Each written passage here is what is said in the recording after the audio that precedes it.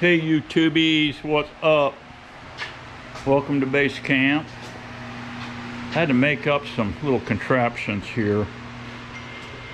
Sweetening up the barn here a little bit. Miss Daisy said, well, you're sweetening things up. How about cleaning off that friggin' abortion you got over there? Jesus, God. I said, holy crap. I said, I know where everything is on that table. She said, no, you don't. You don't have a clue. Guys, why are women always smarter than guys? I don't know. They're always right, though. So what I'm doing, you see here, I've had this to keep everything out before I left it up. You see it up. This paneling here is up also. But I want to seal the barn up. I don't want water to run up under here. Okay? Because under here is a stud, a PT stud, as you can see right there. Right there. Well, let's keep the water off of that, okay? You see this barn floor is here, but then it steps down. Well, water's gonna come up on this slab, okay? You get a 3-day frog choker, all this is gonna be a water on it. So, what I did here was I bought this flashing here. This is what I use on my bee moats too, my ant moats for my beehives. It comes 10-inch wide by 10-foot long. It's called roll flashing. Believe it or not, made in the USA. It says Valley Roll Galvanized, HT.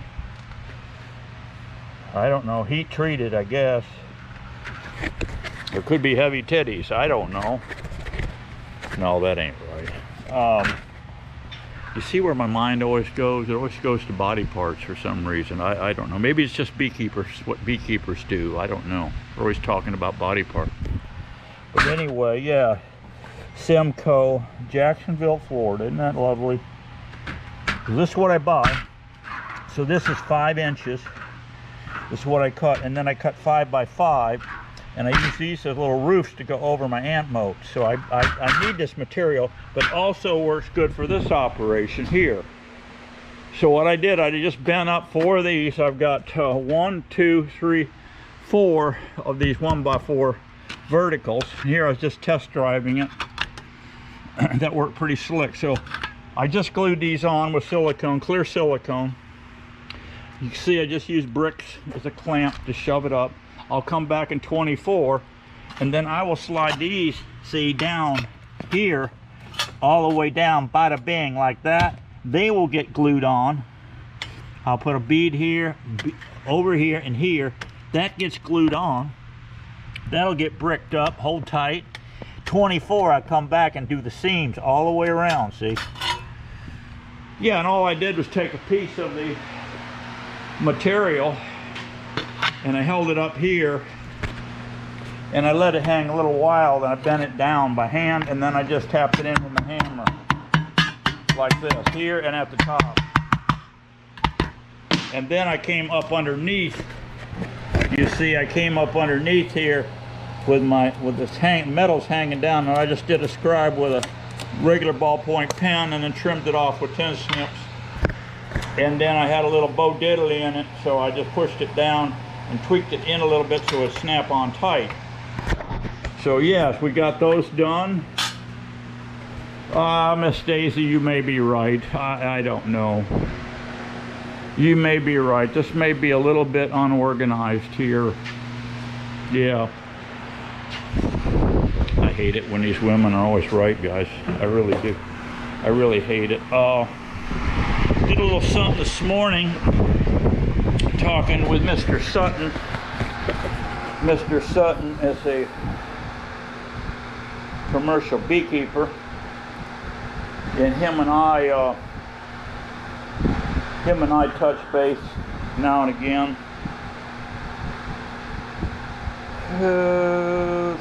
Oh, I got a little something from Matthew Beck. I'll be darned. He just came back with something. I showed him what I did here, and Matthew Beck came back with a little something for me. What did he say? Awesome, he says.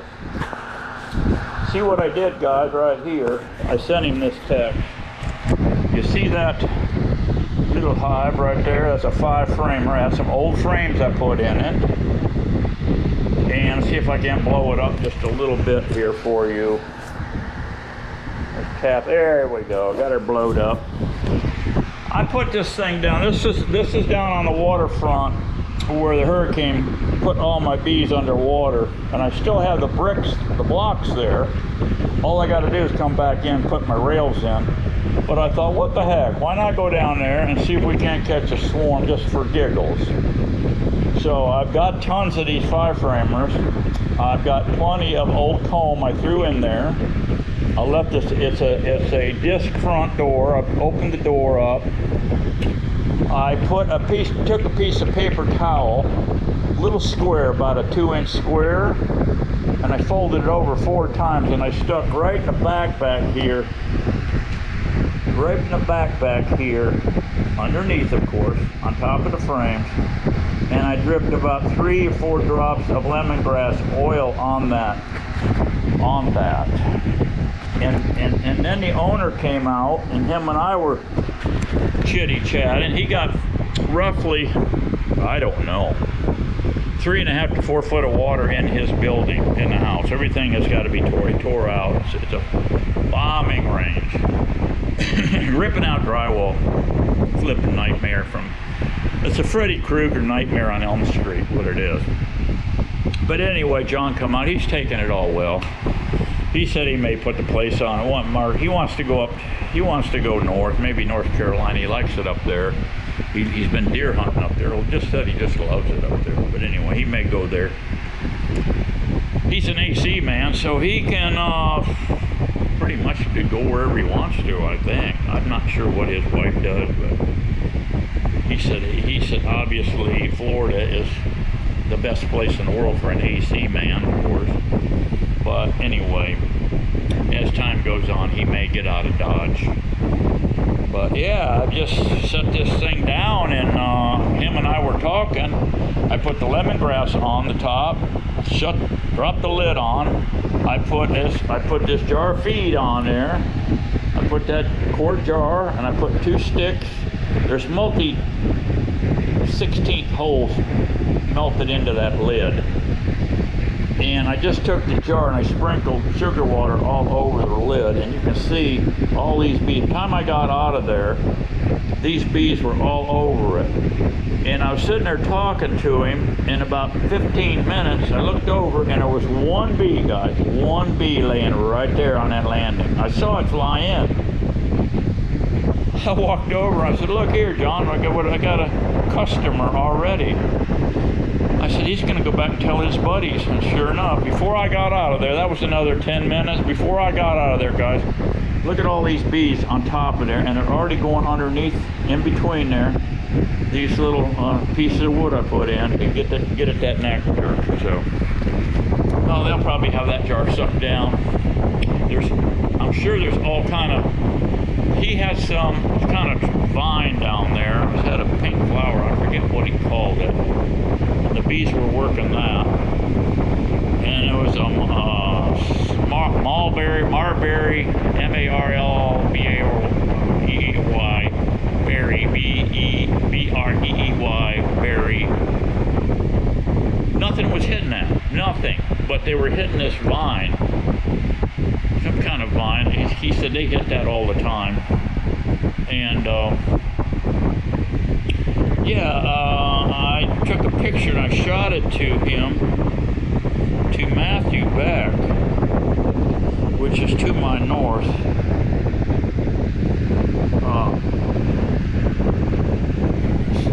He said, comes back, awesome.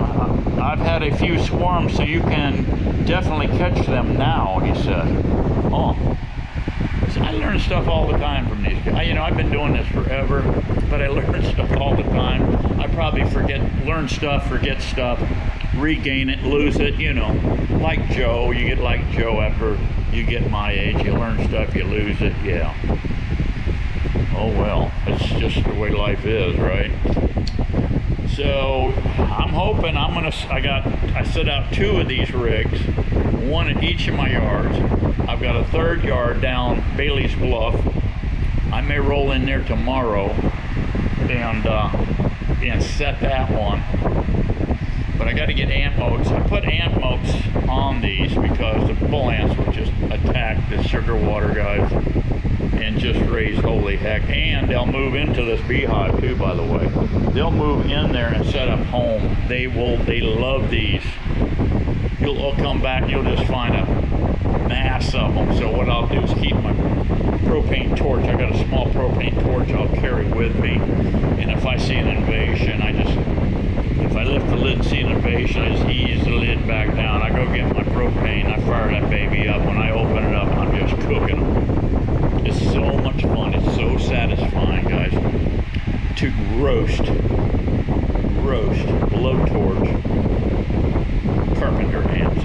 I just love that pop, crackle, snap, like Rice Krispies, you know. I just love that sound. I gotta be a sick puppy. That's all I can tell you. But it's fun, you know, it's fun to cook ants that are trying to take out your precious baby girls. We can't have it. We just cannot have it. Just like varroa mites and hive beetles and this and that. Yeah, so I heard some bad news that through the grapevine there that Matthew that hurricane got him. He had 18 feet of water. I can't imagine this.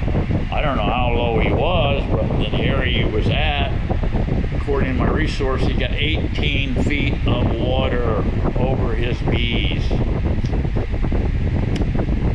Yeah, a whole yard. I think he runs 60 something per yard. Bad. And then he brought the bees back, I guess, to base camp and then he had 130 queen castles, and they were just, after they got knocked out, guess who came? The hive beetles came in and just saturated everything. That's what happened to me. Same thing. I down on the water, they flooded, but here after that water dropped and the hive beetles could get at it, here they come. They don't care if it's got a little salt water. They don't give a rat's ass. They going in there to take them out. They went in there and just saturated and swimming, literally swimming with those maggot larvae. And so what I'm doing there, when I get into that scenario, guys, I come back here and I take those out, and I got a tank and I put some heavy duty bleach in there. If you ever run into this, I mean, it's working for me. I mean, I got a tank and I just put some heavy duty bleach water in there, make it pretty strong, and I just throw them all that, pop the plasticell out. I pop the plasticell out that's swimming in those maggots, and I drop it in the bleach water. Well, that toasts all of them. I don't want them things hatching and going into the ground and coming out as beetles. No, I don't want millions of them. So whenever you can, take them out.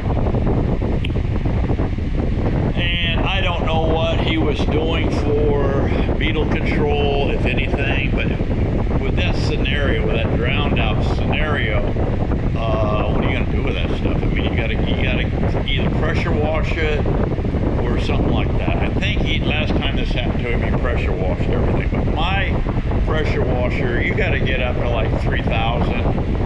And mine's rinky dink. I think it's 2,500, 2,500, and it just doesn't rip that wax off of there. So I bleach this stuff, and then rinse and come back, and all that larva stuck in them combs, drawn combs, and they're dead. So then you rinse it off, rinse it out, all right? And you let it air dry, shake it out, air dry, put a fan on, whatever, and you can pop it back into your frames. But my frames, they're all nasty. They smell funky with all that hive beetle jizz all over everything. So I fire up a tank and boiling water, and I drop the frames in boiling water. So that kills any nasty on those frames. You pull them out of the water, let them dry, then you could snap your plasticell back in. Or, here's another trick that I've learned out back here. I let nature do it. I just stack up all the plasticell, leave the frames separate, let them dry out, stack up all that in a covered area, and let the wax wax moths come in and just totally rip it right down to the foundation. Now, any bamboo frames or wire frames, they will shred that stuff. That's fine. You can come back later on them and take your blowtorch and just kind of hit it and burn off any cobwebs, right? They'll shred it right down, right, you get in the cracks and everything, and then I re-wax them. Once I re-wax them, but I don't re-wax, keep this in your hair cover computer, do not re-wax those until you're ready to use them. Just don't think like I did, stupidly, waxed them and then store them. Because here come the wax moths again, and they just chew everything up, okay? Don't do that. Wait till you need it, right before. Say, okay, everything's set to go. I got plenty of drones in the spring. We're ready to rock and roll. We're gonna make nukes. Okay, we gotta have frames. Go here, get set up all your 5-framers. Get what plasticell you got in there, new, used, whatever. Make sure it's fresh with fresh wax, ready to rock and roll. Then incorporate your bamboo frames or your wire frames. Count up those, and if anything needs waxing, the day before or 2 days, whatever, you're fine for a couple days. And then assemble them. Wax them, assemble them, go to the field, make your nooks, put your nooks in different yards, you know, separate them. While I'm here, I'm going to make up as many as I can here and haul to my other site. If I find queens as I'm rifling through, great. I will leave the queens right here on site. But some I may not find, they may end up on my other site. No biggie. I come back in 10 days and slowly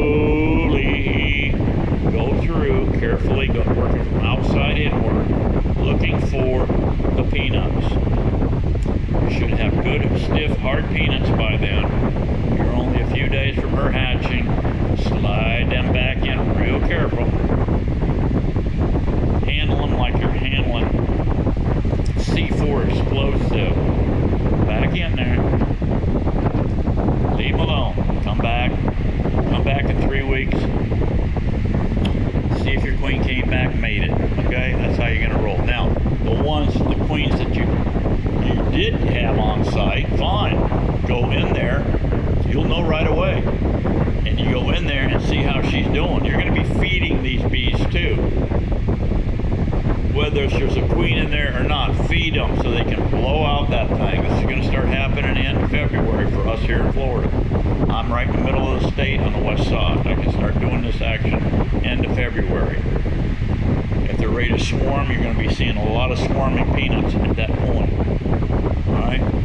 So utilize them peanuts too and put in nukes. Those will be the best, they'll be some of the best queens you ever get with them swarm peanuts. So definitely, they'll be long too. Some of them, but this freaking long. They're dandies. So guys, within a few days with you, and I'll take you out there, and I may take you out there tomorrow. I'll show you what I'm doing with these little swarm traps. I may put some more out. I got a ton of boxes here. I got a ton of frames. I can just start sticking them around. I have some swamps around here that I can put these things into. But I think what I'll do before I set the trap out, I will hang a test feeder jar on some different locations. I'll probably pop a GPS on them. You know, I'm going to go around some of these woods and sneak in and put jars out and hit a pin on that jar, GPS, so I can come back to it and just see if I get some, you know, feral bees hitting on these. If they do, then what I think I'm going to do, instead of hurting a tree, some of these are swift mud ground. You don't want to be slamming nails in any of these trees, because if I do get caught in these spots and they come in and find me, if they see a spike in their tree, I think the ticket book is going to come out. Yeah, not only get my ass chewed for being on the property, but I'm going to get probably a ticket for putting a spike in a tree.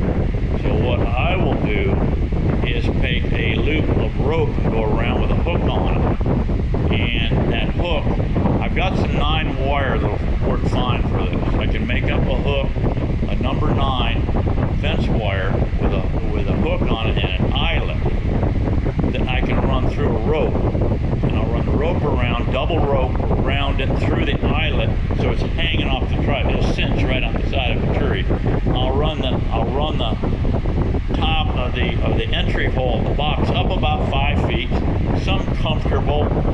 can work it, right?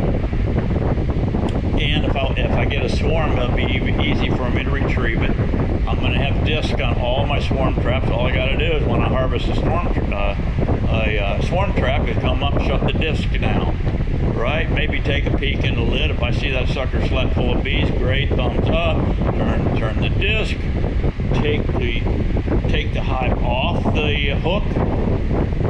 Bring the thing back to base camp. Any field bees that are out there wandering around, tough luck. They won't have a home. That's all. Okay, guys, that's it for today. I'm playing in the shop. Miss Daisy's out with her girlfriends. So I'm a bachelor today, which is a good thing. Sometimes you need a day off from your sweetheart. See you real soon. Be happy, be strong, and let's keep getting her on. See ya.